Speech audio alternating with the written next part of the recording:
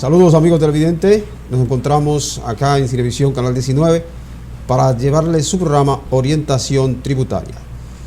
Hoy no contamos con la participación de nuestro director general y productor Santiago García Jiménez. Por razones atendibles no se encuentra con nosotros.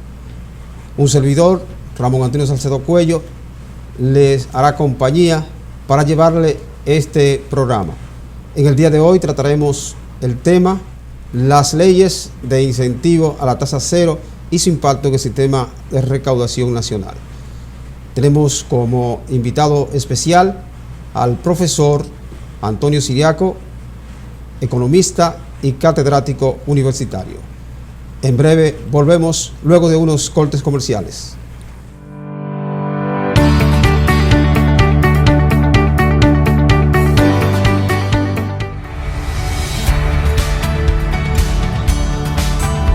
Tipos de dispositivos tecnológicos. Para estudiantes de primero a sexto de primaria, tabletas. Marcas Samsung, Lenovo y Alcatel. Características: pantalla 10 pulgadas, memoria RAM 3 GB, almacenamiento 32 GB, expandible a 512 GB, procesador quad-core 2.0 GHz, sistema operativo Android 10, conectividad Wi-Fi, 4G, Bluetooth, USB tipo C 2.0. Para estudiantes de secundaria, netbooks. Características: pantalla 12 pulgadas, memoria RAM 4 GB, almacenamiento 128 GB SSD, procesador quad-core 2.6 GHz, sistema operativo Windows 10, conectividad Wi-Fi, Bluetooth, HDMI, USB tipo C. Ministerio de Educación de la República de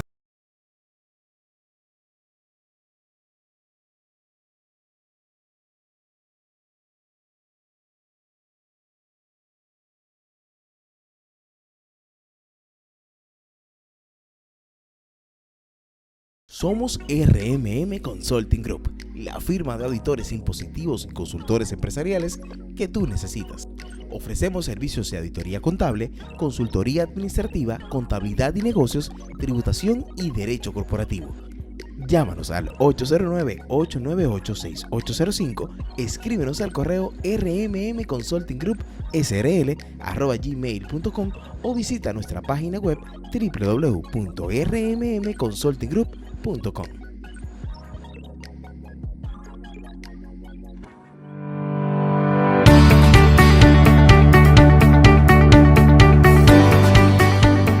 Amigos televidentes, estamos de nuevo en el aire, aquí con su programa Orientación Tributaria. Tenemos como invitado especial al profesor Antonio Siriaco, catedrático universitario, quien nos tratará y abordará el tema las leyes de tasa cero y su impacto en el sistema tributario nacional. Distinguido maestro, bienvenido a nuestro programa. Muchas gracias, Ramón, por tu invitación, tanto a ti como a Santiago. Para mí es un placer estar con ustedes en Orientación Tributaria para tratar estos temas que son temas importantes, temas de políticas públicas y que tienen cierto nivel de impacto en la sociedad dominicana. Maestro, cuando nosotros hablamos de la tasa cero, ¿verdad? Sabemos que se han implementado diferentes tipos de leyes de tasa cero. Nos interesa saber cuáles son los antecedentes y a partir de qué periodo de gobierno comenzaron a implementarse las llamadas tasas cero. Mira, Ramón, obviamente que cuando hablamos de tasa cero, estamos hablando de una protección efectiva a los productores y a la producción nacional. Aquí hay un antecedente importante que fue el caso de la famosa ley de incentivo a partir de la ley 299, y eso obedeció a todo un modelo en los años 70 y quizá a principios de los 80, a un modelo de protección, se le llamó en ese momento el modelo de sustitución de industrialización por sustitución de importaciones.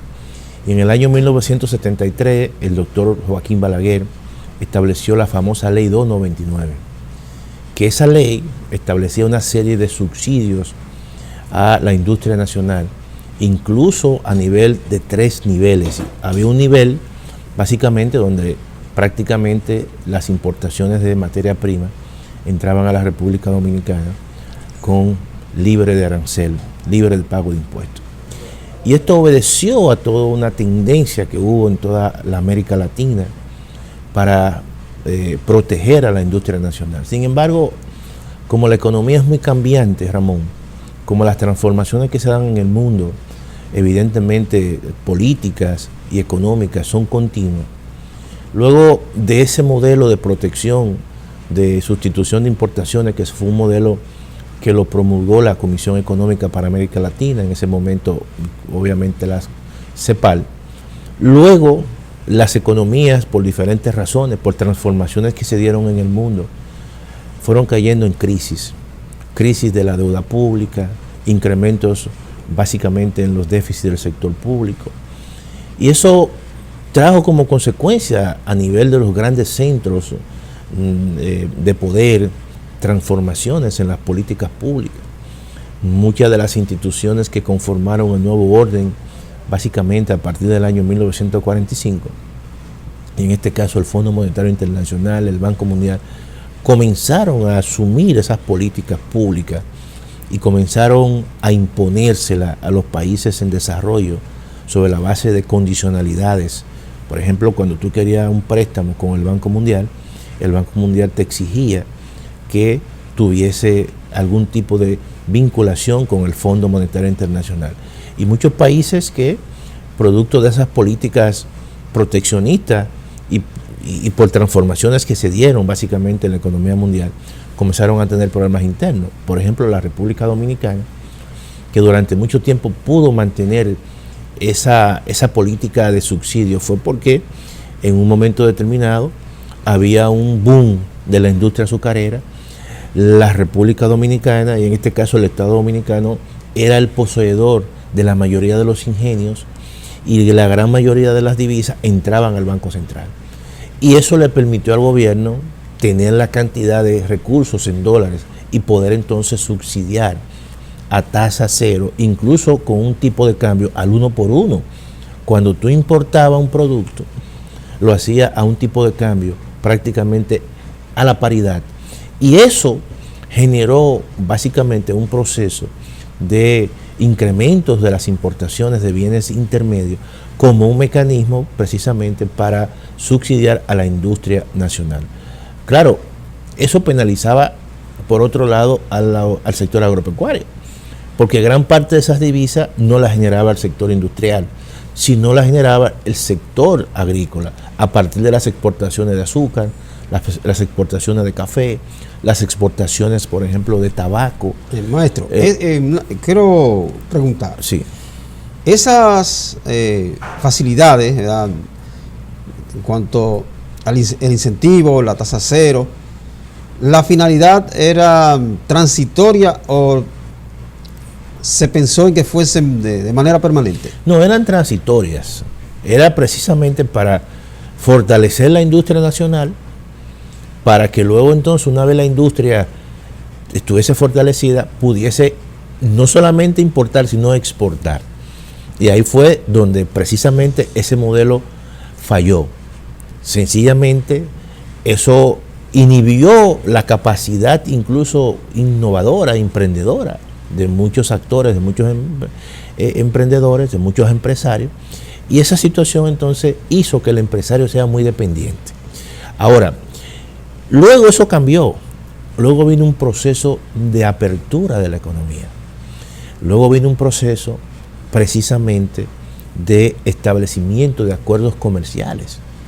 Y en esos acuerdos de libre comercio entra obviamente otra vez la tasa cero. Tasa cero para los países que estuvieran, por ejemplo, incorporados en los acuerdos comerciales. Nosotros, a partir del año 2007, que se firmó y entra en vigencia el acuerdo de libre comercio con Estados Unidos, de una cantidad impresionante, más de 4.000 productos entraron en el primer momento a tasa cero. Y eso iba de forma progresiva, un proceso de desgravación, y solamente se protegieron hasta el año 2025, que ya se va a cumplir, los productos más sensibles, como es el caso del arroz, como es el caso del ajo, como es el caso del pollo, como es el caso de la habichuela, como es el caso de la cebolla, el caso de las carnes. Básicamente, ¿por qué? Porque como son productos sensibles, la República Dominicana extendió su protección y el proceso de desgravación era lento. Y ya cuando venga el 2025, todos los productos que entren, que están en el listado y que están en el acuerdo de libre comercio, van a entrar con tasa cero. Claro, ¿qué diferencia hay?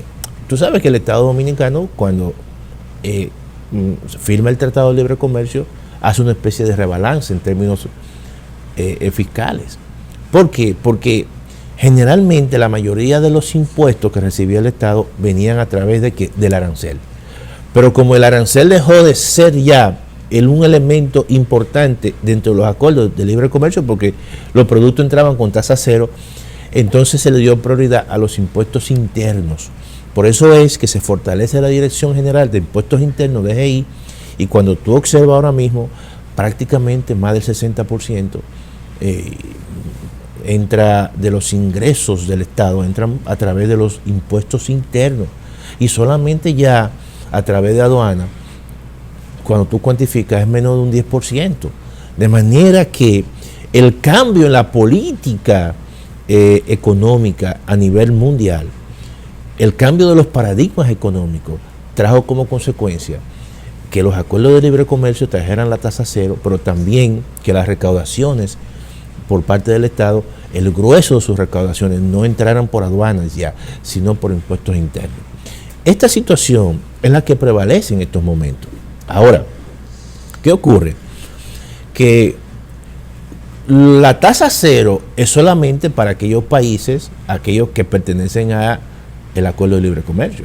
Por ejemplo, nosotros importamos pollo de Brasil y el tratamiento que se le da a ese pollo de Brasil es diferente al tratamiento que se le da al pollo que viene de Estados Unidos.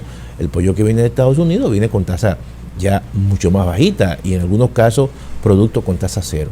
Entonces, eso trae como consecuencia, y te lo estoy explicando para ponerte en el contexto actual de la política del gobierno, que agarró dentro de este contexto inflacionario, seleccionó 67 productos y esos 67 productos le aplicó y le va a aplicar mediante ya aprobada la ley una tasa cero. Ahora la gente se pregunta, bueno, pero ya la tasa cero existía para muchos de esos productos, sí eran procedentes de los Estados Unidos, pero es que gran parte de muchos de esos productos ya no vienen de Estados Unidos, sino vienen en muchos casos de países como Brasil y también de China. Entonces, ¿qué ocurre? Hubo una gran oposición a esa medida porque evidentemente que toda tasa cero, Ramón, de una forma u otra, presiona la producción nacional. Si yo soy un importador y tú eres un productor nacional y yo traigo un producto, por ejemplo, y tú vendes pollo y yo traigo un pollo de Brasil, ese pollo de Brasil va a competir con el pollo que tú produces y va a venir barato. Entonces ahí vino toda la discusión con respecto a esa situación. Ahora, maestro, sí. Lo siguiente, se está aplicando correctamente la tasa cero, ¿verdad? Y están entrando los productos. Pero cuando uno se mueve, visita los supermercados, los colmados, mercados y demás espacios donde se expenden artículos de primera necesidad, uno se encuentra que la espiral inflacionaria continúa. Entonces los precios no han bajado y no parecería ser que van a bajar. No, lo que ocurre, Ramón, es que la inflación es un fenómeno básicamente que no solamente depende del arancel, no depende del arancel. ¿A cómo están los fletes? Los fletes han pasado, para ponerte un ejemplo, de $2,200, por ejemplo, traer tú un contenedor del puerto más importante que hay en China, de Shanghai, a $11,000. Entonces, hay otros componentes, pero las mismas materias primas que se utilizan precisamente para la producción de pollo se han incrementado. ¿Por qué? Porque hay una situación, como es el caso, por ejemplo, de la guerra de Ucrania. Ucrania es un gran productor de granos básicos de commodities, te produce maíz, te produce aceite, grasa comestible, Rusia produce trigo, y todo eso ha impactado los mercados y los insumos agropecuarios. Pero también Ucrania produce derivados, por ejemplo, de los fertilizantes, como el potasio. Y eso, evidentemente, está alterando los mercados de las materias primas. Y cuando tú, para producir un pollo en la República Dominicana, ¿qué tú necesitas? Necesitas maíz, necesitas soya. Para tú engordar, por ejemplo, a un cerdo, necesita maíz, también soya y una serie de productos que son mucho más costosos. Por lo tanto, la inflación que se está viviendo en el mundo es una inflación importada que depende incluso del incremento en los costos de producción, en los precios de la materia prima. Pero también, Ramón, tú tienes que tomar en consideración que los fletes se han incrementado y los combustibles que tú utilizas en tus empresas, en las fábricas para producir, es mucho más costoso. Ahora, maestro, entiendo que las autoridades debieron sincerizarse, ¿verdad?, al momento de tratar de aplicar la tasa cero, porque está bien, se aprobó la tasa cero y la están implementando, pero debieron hacerse las proyecciones y decirle a la población: nosotros proyectamos que en tantos meses van a bajar tales y tales productos, pero decirle de golpe y porrazo que los productos van a bajar, producto de la aplicación de la tasa cero, y no se ve, porque esos elementos que usted ha expuesto, la gente no lo entiende. Hay que explicárselo muy bien, como se dice en los sectores populares, explicárselo con cucharita. Claramente nosotros estamos haciendo una explicación, pero la gente de abajo lo que entiende es que las cosas son más costosas. Sí, eso es lo único que entiende. Y eso, evidentemente, eso no solamente es una preocupación de nosotros, sino también hasta del mismo gobierno. Porque explicarle a la gente situaciones técnicas no es tan fácil en estos procesos. La gente dice, bueno, mi salario es tanto y el coste de la vida, por ejemplo, para que la gente tenga una idea, el coste de la vida, el coste de la canasta básica, según el Banco Central, para los grupos más vulnerables, por poner un ejemplo, de 24,000 pesos en estos momentos. Pero tú sabes cuánto es el salario mínimo más alto, es 21,000 pesos. Y no todos los grupos de bajos ingresos ganan el salario mínimo más alto. Te ganan 12,000, otros te ganan 13,000, pero son muy pocos los que ganan 21,000 pesos. Entonces todo eso, la gente al final lo que le interesa es su bolsillo, lo que le interesa es si lo que está ganando le alcanza para tener un nivel de vida como el que estaba viviendo antes de estos problemas. No es tan fácil. En el mundo hoy en día la situación se ha complicado. Tú vas a Estados Unidos y en Estados Unidos en estos momentos el coste de la vida, los niveles de inflación son niveles de inflación únicos que no se habían visto desde 40 años atrás. Y eso le está generando al presidente Biden una situación social y política a tal punto que posiblemente el Partido Demócrata se ha barrido en las elecciones de medio término congresuales.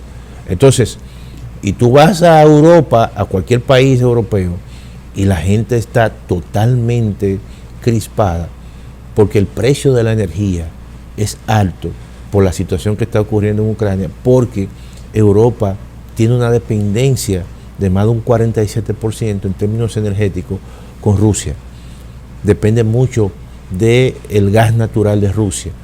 Y entonces, claramente, ante una situación que se avecina de un invierno, ¿verdad? O de una demanda que de combustible para la generación de electricidad que es fuerte, entonces tú encuentras que los precios se han disparado, los precios de la tarifa eléctrica, la energía, los combustibles, y eso es una situación que está afectando al mundo, y eso es lo que la gente entiende. Entonces, claro, uno como economista, uno trata siempre de hacer una explicación que sea lo más simple posible, pero déjame decirte, hay elementos que tú no controlas. Tú hablabas de la planificación, pero en un contexto como el que estamos viviendo, la planificación de largo plazo muchas veces no tiene tanto sentido porque hay muchos escenarios posibles. Hay una situación que ocurrió por poner un ejemplo, de un virus que nadie lo tenía pensado. Surge el coronavirus, pero ¿tú crees que algún organismo internacional o algún genio o alguna máquina de esa formada por la inteligencia artificial iba a predecir que en el año 2020 iba a haber un virus que iba prácticamente a cerrar la economía? No. Y cuando ya se hace un esfuerzo importante y se establece una vacuna y la gente se vacuna y ya la gente sale a la calle, hay un proceso de desconfinamiento y la gente sale a la calle y la economía se reactiva, y de repente entonces viene una situación donde Rusia invade a Ucrania y entonces eso genera una crisis geopolítica, no económica, y la crisis geopolítica deviene en una crisis económica, y hasta que eso no se resuelva vamos nosotros a tener obviamente los niveles de inflación, y eso ha provocado que el Banco Central y los bancos centrales, en vez de flexibilizar su tasa de política monetaria, lo que han hecho es que han endurecido y han hecho la política monetaria mucho más restrictiva. Y eso significa, Ramón, que el precio del dinero hoy en día sea más costoso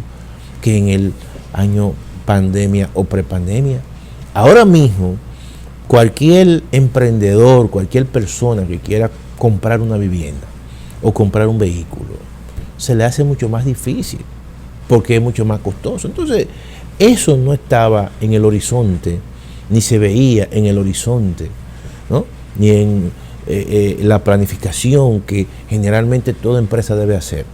Por lo tanto, todo esto altera básicamente los procesos de la vida cotidiana y de la vida de los negocios. Y eso es lo que la gente tiene que pensar. La gente tiene hoy en día que cambiar y ser mucho más selectivo en términos de lo que va a gastar. La gente tiene que tener hoy en día una mejor planificación y concentrar gran parte de sus gastos en las cosas que son prioritarias. Porque si no, Ramón, entonces, si tú no sabes gastar, porque lo importante no es gastar mucho, es gastar bien.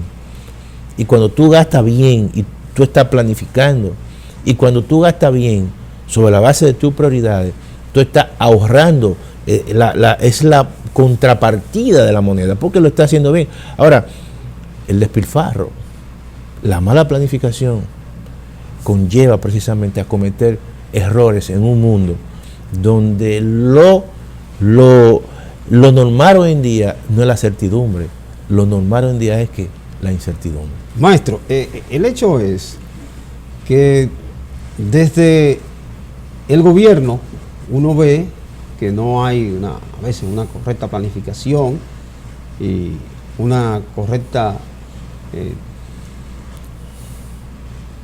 dirección y redirección del gasto, ¿verdad? Entonces, pero ¿qué podemos exigirle al pueblo dominicano en cuanto al gasto? No es gastar, sino saber gastar. Pero nosotros tenemos un pueblo que no tiene cultura de ahorro, que tiene una cultura de despilfarro, ¿verdad? El dominicano no gana mucho dinero, pero quiere gastar más de lo que gasta. Entonces estamos en tiempos difíciles. Entonces, le estamos tratando de explicar a la gente la realidad de lo que está ocurriendo a nivel internacional y cómo nos afecta a nosotros.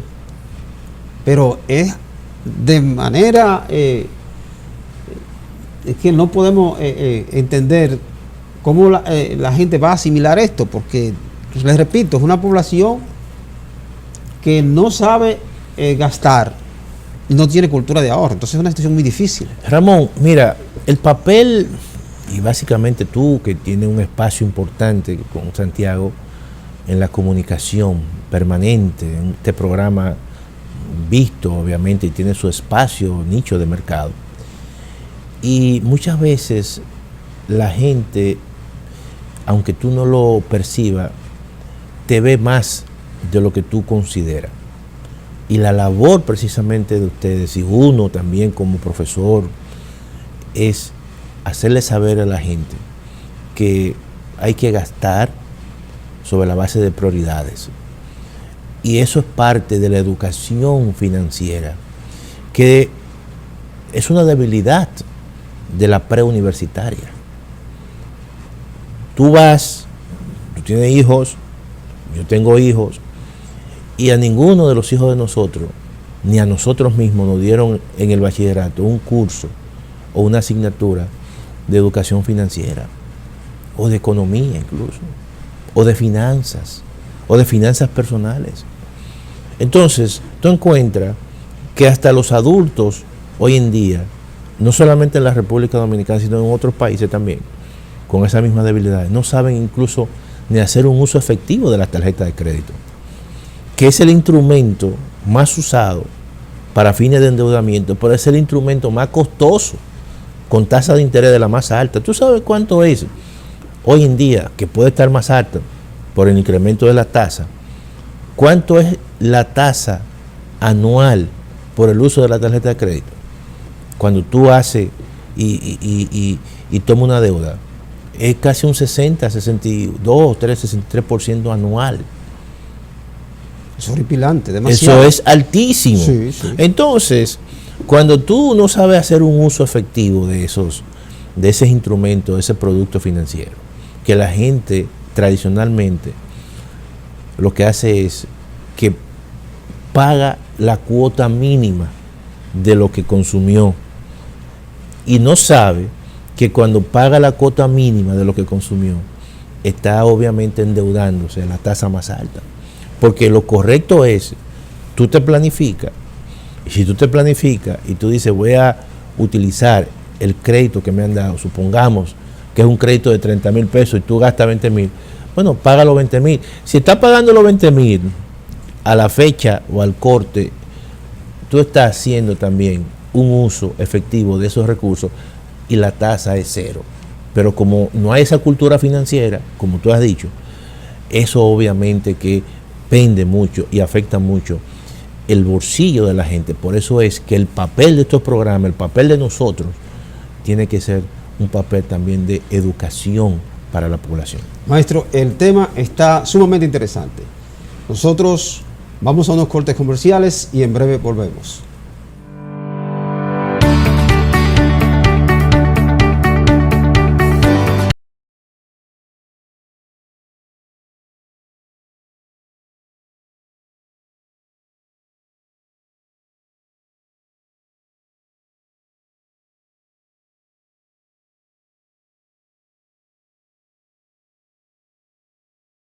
Consulting Group, la firma de auditores impositivos y consultores empresariales que tú necesitas. Ofrecemos servicios de auditoría contable, consultoría administrativa, contabilidad y negocios, tributación y derecho corporativo. Llámanos al 809-898-6805, escríbenos al correo rmmconsultinggroup@gmail.com o visita nuestra página web www.rmmconsultinggroup.com.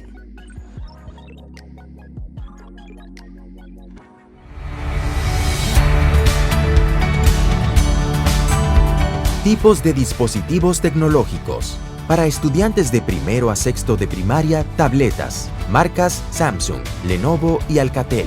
Características: pantalla 10 pulgadas, memoria RAM 3 GB, almacenamiento 32 GB, expandible a 512 GB, procesador quad-core 2.0 GHz, sistema operativo Android 10, conectividad Wi-Fi, 4G, Bluetooth, USB tipo C 2.0. Para estudiantes de secundaria, netbooks. Características: pantalla 12 pulgadas, memoria RAM 4 GB, almacenamiento 128 GB SSD, procesador quad-core 2.6 GHz, sistema operativo Windows 10, conectividad Wi-Fi, Bluetooth, HDMI, USB tipo C. Ministerio de Educación de la República Dominicana.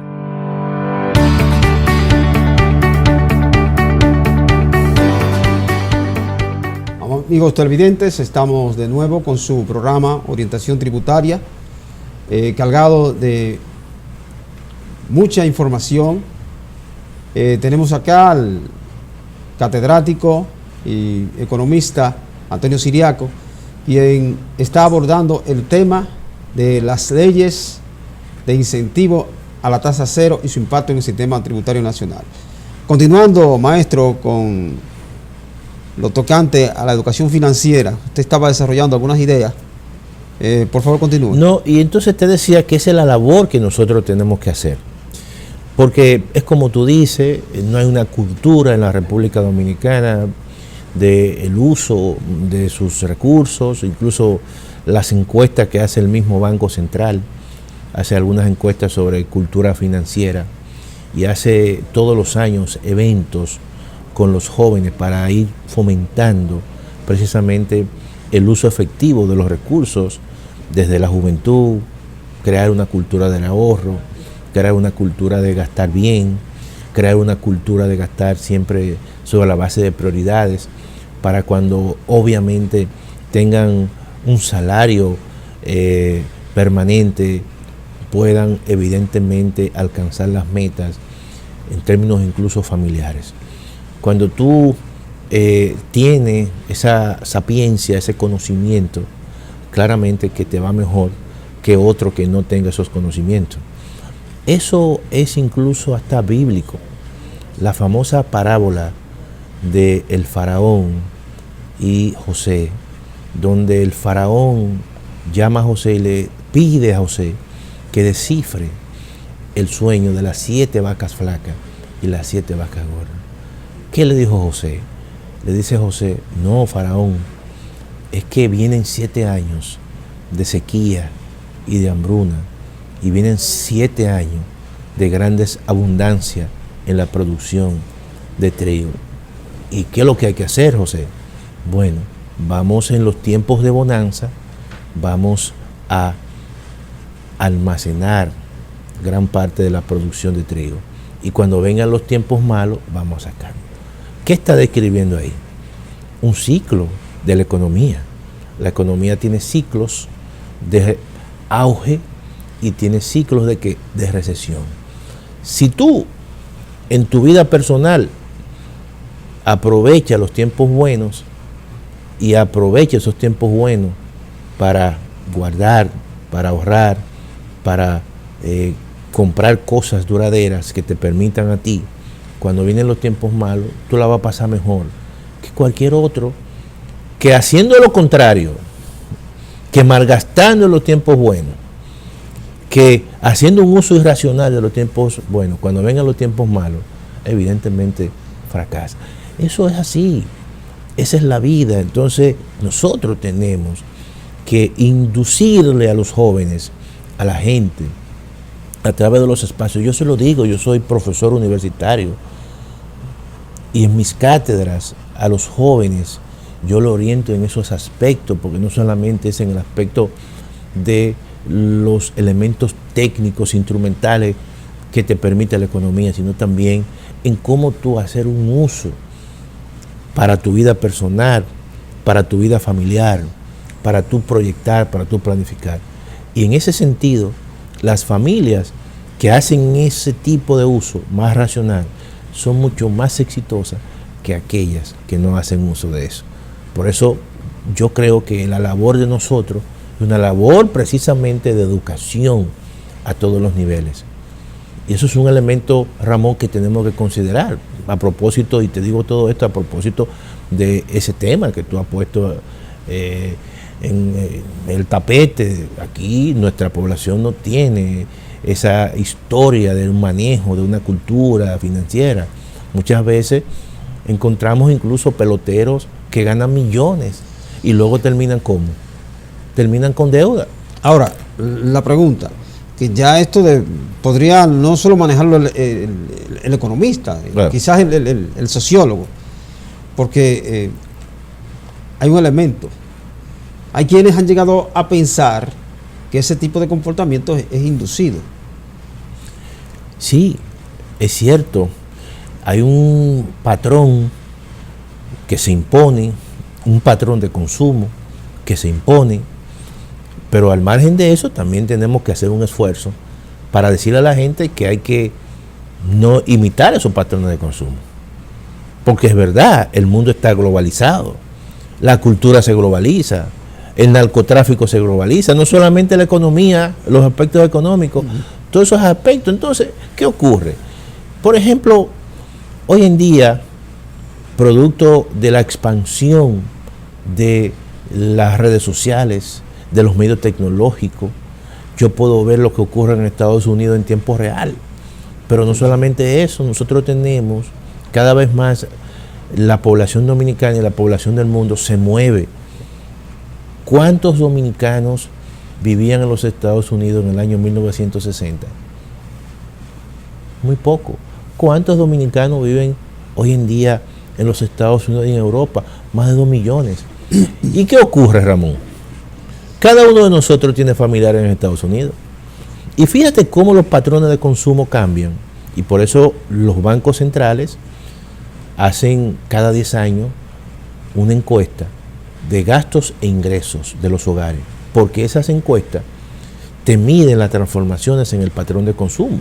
Y por eso, a partir de esa encuesta, te sacan la canasta básica.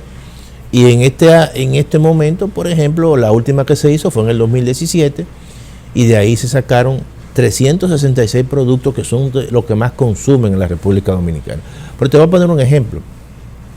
Hace 30 años, el conflet era un bien que tú lo encontrabas en los supermercados y era demandado prácticamente por estratos de clase media alta y de clase alta. Sí, correcto. Pero hoy tú vas a un colmado y te venden 10 pesos de conflet en un vasito. Sí. ¿Por qué? Bueno, porque ese patrón se impuso en la República Dominicana, porque hay tantos dominicanos y dominicanas que viven en los Estados Unidos que no solamente le envían remesas en términos de dólares, sino también que le envían remesas en especie, tanques de comida, y esos tanques de comida te ponen arroz, habichuela, te ponen conflé, y los patrones de consumo desde los estratos más bajos han venido cambiando. ¿Por qué? Porque es una imposición de un modelo de consumo que no es el de la República Dominicana, pero se impone. Y entonces todos son elementos, producto de esas imposiciones, de los procesos de globalización. Y que no es un proceso de consumo endógeno. Está bien, pero lo que quiero decir es que no es contrario, no es dañino. No, claro. No, porque también así como ocurre en la República Dominicana, también así ocurre en Estados Unidos. El dominicano allí te vende ¿qué? Te vende pollo frito, habichuela con dulce, chicharrón. Y entonces, déjame decirte que un premio Nobel de Economía, profesor Stiglitz, profesor en la Universidad de Columbia, habla muy bien de los dominicanos porque se ha desayunado con plátano frito. Oye bien, entonces todo eso también no solamente viene, sino también que va. Sí. Y es un elemento, por ejemplo, la franquicia. Kentucky Fried Chicken es una franquicia americana. Wendy, McDonald's, Burger King, son franquicias que están en todo el mundo. Yo estuve en China y tú vas en China, encuentras toda esa franquicia norteamericana que penetrar en una cultura asiática es difícil. Entonces allí ya son Shanghai, Beijing, son ciudades cosmopolitas. Te sientas y te tomas un café de Starbucks. Y, ay, caray. Entonces, como si tú estuvieses en Estados Unidos. Entonces, el mundo es hoy una especie de gran aldea global, como decía un experto en seguridad nacional. Huntington hablaba de la famosa aldea global, pero también Friedman hablaba que el mundo es plano. Un libro que escribió, El mundo es plano. Oye, prácticamente, como tú has dicho, hay un proceso que es donde se globaliza todo, lo bueno y lo malo. Sí, ahora es evidente que lo correcto es que el patrón de consumo bueno sea el que nosotros podamos asumir, no patrones de consumo que sean de corte negativo, que lleven a endeudarnos, porque los patrones negativos los vemos a diario en nuestro entorno. Pero, ya no hay patrones de consumo en cuanto a lo que tiene con la alimentación y los bienes básicos del hogar, sino patrones de consumo en cuanto a lujos. claro, pero para eso son las políticas públicas, para eso son los gobiernos, para ir obviamente tratando de limpiar entre lo bueno y lo malo. Y porque siempre eso va a estar ahí presente. Nunca tú vas a absorber todo lo bueno, sino también que hay una parte dañina. Por ejemplo, cómo el tema de la delincuencia se ha globalizado, cómo el tema, ¿verdad?, del hackeo de cuentas o de la clonación de tarjetas, que son grupos internacionales. Eso está ahí presente. Entonces las políticas públicas tienen que fomentar más seguridad, más cuidado para evitar ese tipo de intromisión de los aspectos que son dañinos para los países y las sociedades. Evidentemente que sí. Maestro, el tema está sumamente interesante. Nosotros nos vemos precisados a ir a unos cortes comerciales y en breve volvemos.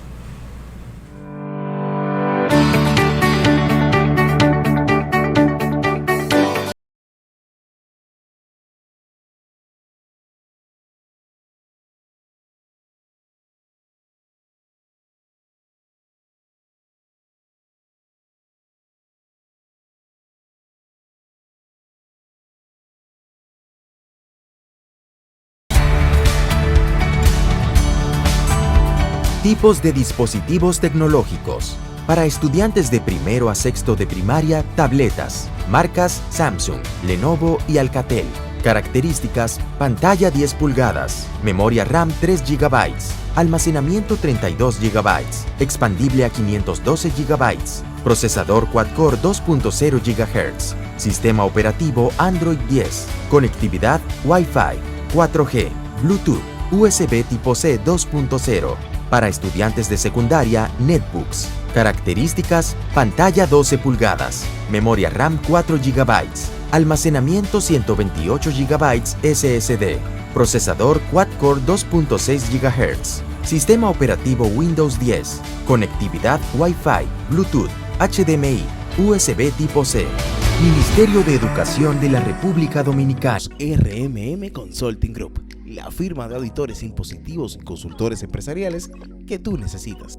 Ofrecemos servicios de auditoría contable, consultoría administrativa, contabilidad y negocios, tributación y derecho corporativo. Llámanos al 809-898-6805, escríbenos al correo rmmconsultinggroup@gmail.com o visita nuestra página web www.rmmconsultinggroup.com.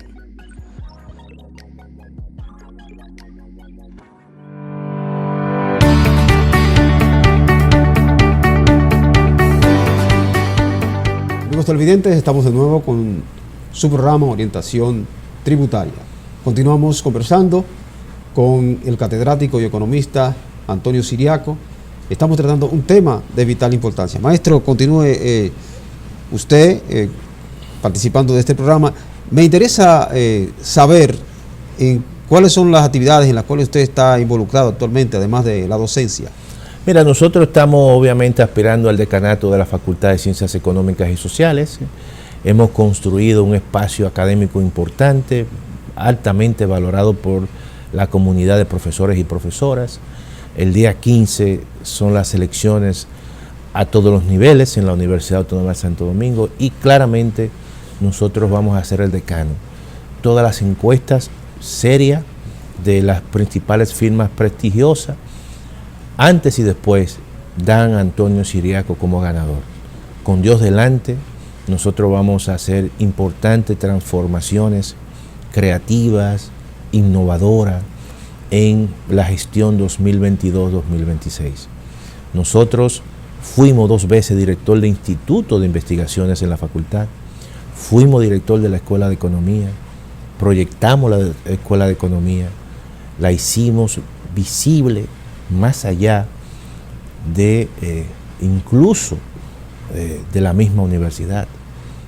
Y hoy en día, precisamente, los espacios de la Facultad de Ciencias Económicas y Sociales, cuando hay algún problema económico, generalmente nos buscan para fines de referencia.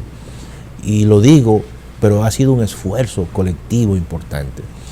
Y nosotros, una vez estemos dirigiendo la Facultad de Ciencias Económicas y Sociales, vamos a fomentar las carreras innovadoras, nuevas, no solamente en la sede central, sino también en los principales centros, la carrera de negocios internacionales, la carrera de aduanas y comercio exterior. Vamos nosotros a fomentar e impulsar la acreditación de las escuelas para internacionalizarla, no solamente a los profesores, sino también a los estudiantes. Más movilidad estudiantil con el resto de las universidades en el exterior. En el área de posgrado vamos a fomentar un conjunto de programas de maestría innovadoras, programa de finanzas públicas y tributación que está en carpeta, el programa de maestría de centros, gestión de centros logísticos y aduana que está en carpeta, el programa de maestría de inteligencia de negocios que está en carpeta, el programa de maestría de ciencia de los datos que está en carpeta, el programa de maestría en economía y pensiones que está en carpeta, el programa de maestría en sociología e investigación social que está en carpeta, el programa de maestría en población y desarrollo que está en carpeta. Es decir, son más de 10 programas de maestría que están prácticamente listos y van a ser ejecutados durante ese periodo. Vamos a conectar aún más a la Facultad de Ciencias Económicas y Sociales con la sociedad. En el área de investigación vamos a crear 2 importantes observatorios. El observatorio de la realidad social dominicana, que lo va a gestionar la Escuela de Sociología, y el observatorio de estadística y análisis de datos, que lo va a gestionar la Escuela de Estadística. Es decir, son 2 observatorios que van a estar en los procesos de incidencia importantes en la sociedad dominicana. Y vamos a convertir a la Facultad de Ciencias Económicas y Sociales como la facultad más importante que va a tener la República Dominicana. Pero no solamente eso, tenemos en carpeta, y se me ha pasado, ahora recuerdo, la maestría en contabilidad financiera. Tenemos también la creación de un doctorado en contabilidad, de un doctorado nacional, la creación de un doctorado nacional en ciencias sociales, la creación de un doctorado nacional en estadística. Nosotros hemos estudiado la universidad, hemos gestado gran parte de la universidad, no somos improvisados. Nosotros hemos estado en la universidad a tiempo completo y hemos hecho un trabajo importante de cara no solamente a la sociedad, sino también de cara al interior de las universidades. Entonces, eso es muy importante porque nosotros siempre hemos sido profesores viajeros. Hemos estado en contacto en los últimos 20 años con los centros regionales. De manera que también hay un proyecto con los centros regionales donde vamos a discutir los temas territoriales dependiendo del centro donde esté ubicado. En el caso del turismo, el centro de Higüey y el centro de Barahona serán centros importantes para analizar básicamente esos temas allí. En el caso, por ejemplo, de el Cibao Central, los centros de San Francisco y Santiago también se van a analizar los problemas de esa región.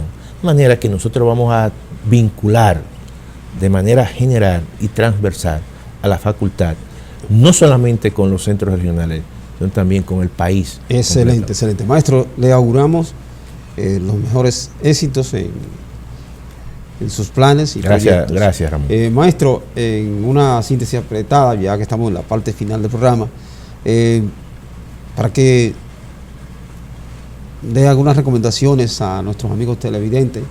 Bueno, yo creo que estamos viviendo, Ramón, tiempos de cuidado.